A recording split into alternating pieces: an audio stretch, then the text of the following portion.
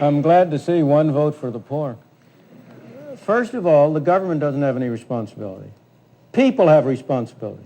This building doesn't have responsibility. You and I have responsibility. People have responsibility.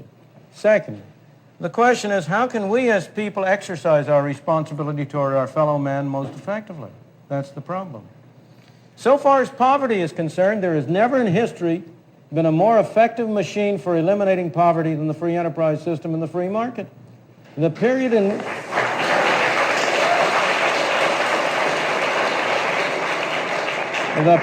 which you had the greatest improvement in the lot of the ordinary man was the period of the 19th and early 20th century. Those of us in this room are the heirs of that. We benefited from the way in which our parents and our grandparents were able to come here. And by virtue of the freedom that was offered to them, were able to make a better life for themselves and them and us. But next, if you look at the real problems of poverty and denial of freedom to people in this country, almost every single one of them is a result of government action and would be eliminated if you eliminated the bad government failures. Let me be precise and specific. Why do we have so high an unemployment rate among black teenagers? It's a disgrace and a scandal. Why do we have so high an unemployment rate? First of all, because we give them lousy schooling through governmental schools, which make them unqualified to hold decent jobs. And second of all, we require employers to discriminate against them by not hiring them unless their productivity is enough to justify a minimum wage. The minimum wage rate is the most anti-Negro law in the books. And it's an anti-Negro law because it precisely, having first not enabled the young blacks to have a decent schooling so that they can have productivity, we next deny them the on-the-job training that they might get if you could induce employers by being able to hire them for relatively low wages to give them on-the-job training that would make them qualify for higher payment and higher productivity.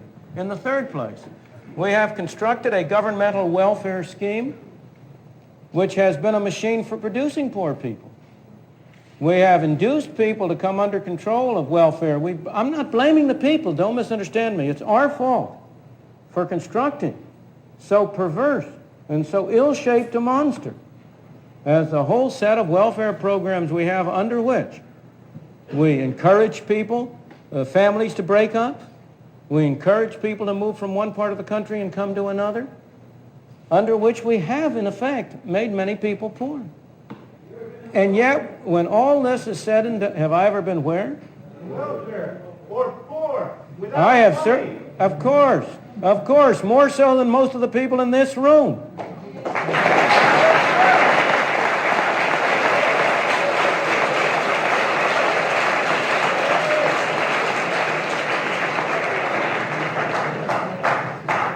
How many of you have worked a 12-hour day and gotten paid 78 cents?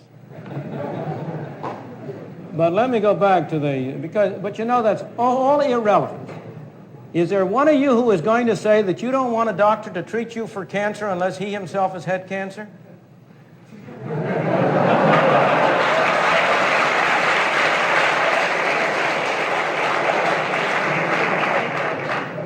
I could go down the line.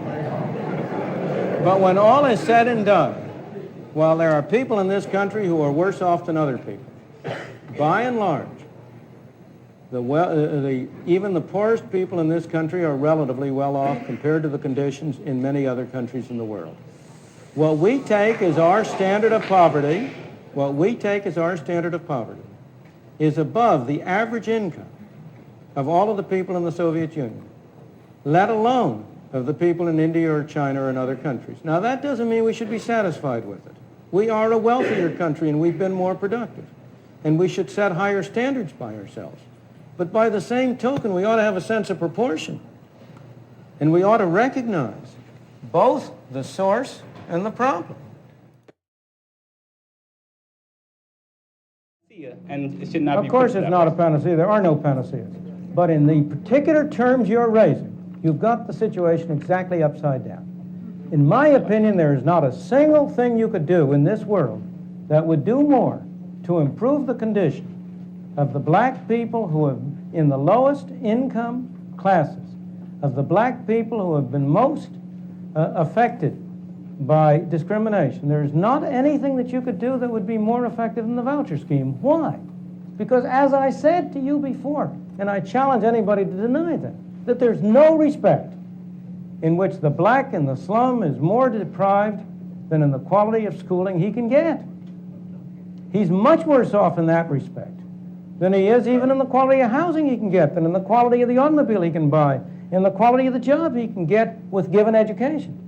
I agree with you that the poor educational qualifications have had further effects carry through life in leading him to have few opportunities to improve his economic conditions.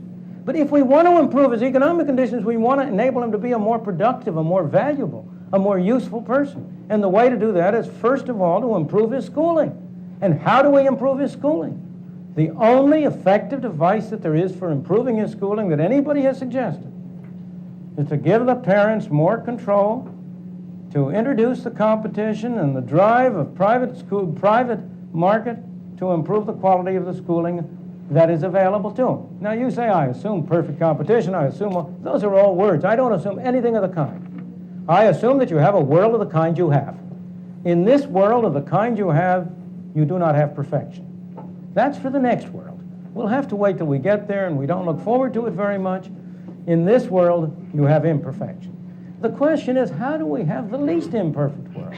We're not going to eliminate all problems. We're not going to eliminate feelings of racism. Of course not. But we can try to follow policies which will minimize their adverse effects. We can try to follow policies which will give those people who have a desire to improve their own conditions, who have no prejudice, who want to hire people. We want to have a society in which they have the greatest opportunity to do so. By introducing competition, by making it possible to have a variety of different schools and different choices, you say, well, just consider what would happen. If the parents in Harlem, each one of them separately, had the possibility of disposing of $1,500 per child per year for the schooling of that child, do you mean to say that there wouldn't be a flowering of schools of all kinds? I'll bet there are a dozen people in this room who would set up schools to try to meet that demand. Look at what's happened with those small private schools that have been set up under tremendously difficult circumstances. If I go to the other end of the country, if I go to Oakland, California, there's a small preschool school in the suburbs of Oakland set up by the Black Panthers in California. It's the most effective preschool school that there is around there. It's done a better job than any other of the schools in giving the kids who come to it an opportunity really to get an education. So I'm pleading your case, sir. You really, if you'll pardon me, you are repeating in your words formulae you've learned. You are not thinking for yourself. So Look.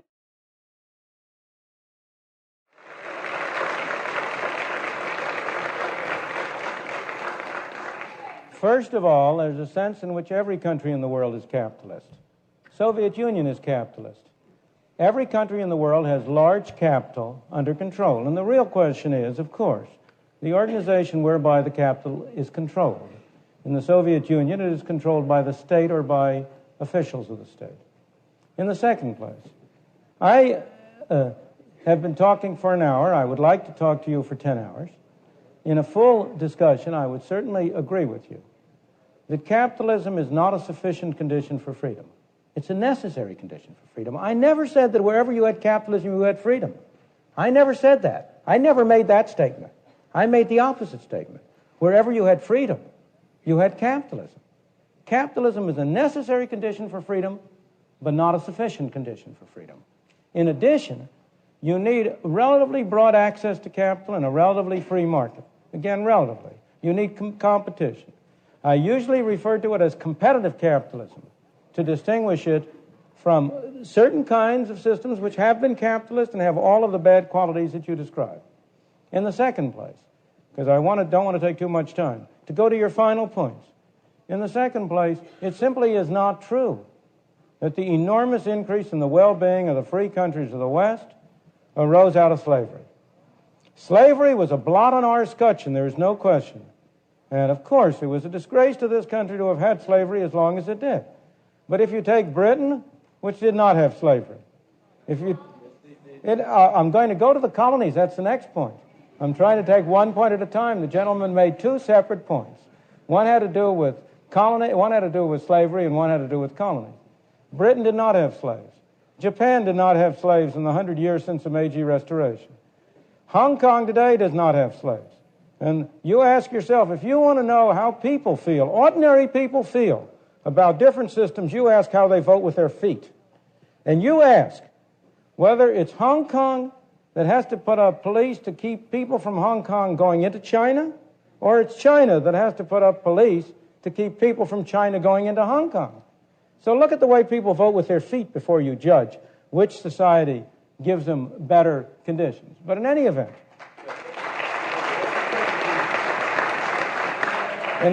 let me go to the final point of colonies. In the first place, it's not true that the wealth or the benefits of the West derive from exploiting the colonies. The facts are against you. The reason why you say that is because it is so hard for people to get out of the notion that life is a zero-sum game. They think if one man benefits, another must lose. But in a free market, both people can benefit. Now, if you take the case of Africa, the wheel had not been invented in parts of Africa by the end of the 19th century. The number of people in Africa and their average conditions of life in Africa have grown enormously as a result of their contacts with the West. You don't know your history, sir. Well, I would say you don't know your facts, sir. In the case of India, which is a very famous case, if you look again at the facts, all of the studies have shown that it cost Britain more to maintain India. These are some famous studies by Jacob Viner, which went into the details of it in great detail. Colonialism has always cost the mother country more than it ever gotten any direct or indirect economic benefits. So far as India was concerned, the history of India is divided into three periods. The period of British rule in the 19th and early 20th century, when there was very real progress in the standard of life of the people of India. The period of the 20s and the 30s, when there was a great struggle against Britain and for independence, when there was essential stagnation in India and there was no growth. The period since the creation of independence in 1948, when you have had a highly centralized government, when unfortunately it was Harold Lasky and not Adam Smith, who was the most respected intellectual figure in India, when the Indian people have lost, not improved, when the average amount of food and so on has been going down, not up. The people of India have been worse off under independent, non-colonial government than they had been before. So, colonialism. Well, first of all, do you have colonialism today? You have the classic colonialism behind the Iron Curtain. You have Russia, which is a master country. I mean, not the Union of Socialist Soviet Republics, but Russia, which is a master country with a great colony around it within the Soviet Union, in Poland, in Czechoslovakia, in Hungary. That's the great example today of your classic kind of colonialism. The United States, with trivial exceptions, has never been a colonial country. It did have Philippines. It had Philippines for a while. Cuba was not a colony of the United States. In any event, you need a sense of proportion. In the period between the revolution in 1776 and 1898, the U.S. had no colonies. And yet the U.S., that was a period of the greatest growth and the greatest economic development of the United States. Your welfare state is that when you start on this route, everything goes fine. To begin with, you are imposing taxes on 90% of the people, small taxes, and are able to give considerable benefits to 10% of the people. But the problem is that as time goes on, more and more people come in and either express a desire or are given a chance at a part of the proceeds. So you gradually get to the position where 50% of the people are providing benefits to other 50% of the people, and then you ultimately get to the position where 100% of the people are paying taxes in order to provide benefits to 100% of the people. And you are then in that situation, which Frederick Bastiat described so well 150 years ago, when he said that government is that fiction whereby everybody believes he can live at the expense of everybody else. The question remains, however, what goes wrong? Why is it that such noble objectives lead to such disappointing results? After all, the objective of promoting the welfare of the ordinary man, of eliminating poverty and disease, providing security for old age and against mishaps of fortune, those are noble objectives. I do not believe that there's anybody who can regard them as undesirable. Why is it that the attempt to effectuate such noble objectives by using the machinery of government tends to produce results which are so disappointing? In my opinion, the fundamental answer is very simple. Using government to achieve these objectives means trying to do good with someone else's money. And when you try to do good with someone else's money, there are two basic flaws in the process. The first of those is that nobody spends somebody else's money as carefully as he spends his own. And therefore, you are going to have waste and ultimately fiscal catastrophe. But the second is that you cannot do good with someone else's money unless you first take it away from them. And therefore, force, coercion, sending a policeman around to pick somebody else's pocket is at the very heart of the welfare state. And the situation becomes one in which bad means corrupt the good intentions. Did you ever have a moment of doubt about capitalism and whether greed's a good idea to run on? Well, first of all, tell me, is there some society you know that doesn't run on greed? You think Russia doesn't run on greed? You think China doesn't run on greed? What is greed? Of course, none of us are greedy. It's only the other fellow who's greedy. The world runs on individuals pursuing their separate interests. The great achievements of civilization have not come from government bureaus.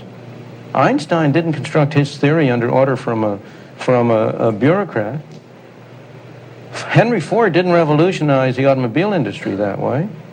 In the only cases in which the masses have escaped from the kind of grinding poverty you're talking about, the only cases in recorded history are where they have had capitalism and largely free trade. If you want to know where the masses are worst off, it's exactly in the kinds of societies that depart from that. So that the record of history is absolutely crystal clear, that there is no alternative way so far discovered of improving the lot of the ordinary people that can hold a candle to the productive activities that are unleashed by a free enterprise system. But it seems to reward not virtue as much as ability to manipulate the system. And what does reward virtue? You think a communist commissar rewards virtue? You think a Hitler rewards virtue? You think, excuse me, if you'll pardon me, do you think American presidents reward virtue? Do they choose their appointees on the basis of the virtue of the people appointed or on the basis of their political clout? Is it really true that political self-interest is nobler somehow than economic self-interest?